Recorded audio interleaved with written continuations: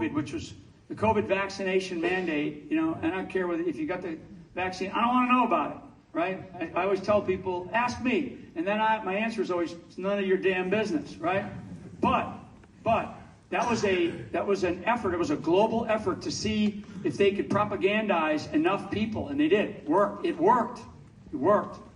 So Arthur gets a hold of me last night. This is late. It's like, I don't know, we got probably 2,300 or so, about 11 o'clock last night. And we're going back and forth on the text. So the Canadian police came and arrested him because he refused to shut his ministry down. He refused to shut a ministry for homeless. He would bring people into a shelter and let them stay, and many of them were in his own home. It's people off the street. They came and they arrested him, and he went to jail. I mean, unbelievable.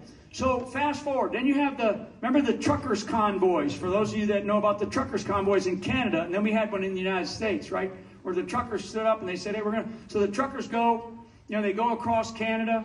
He became the spokesperson, he got up there on the stage and gave a beautiful sermon, right?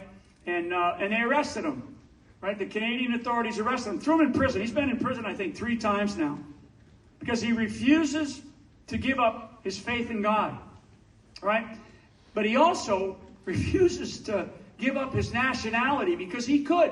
If he wanted to abscond to the United States or any other country to claim exile, but he refuses because he wants to show people that Christ matters more than country, right? And he's a living, breathing example. Now, do we have others here in this country? Yes, we do.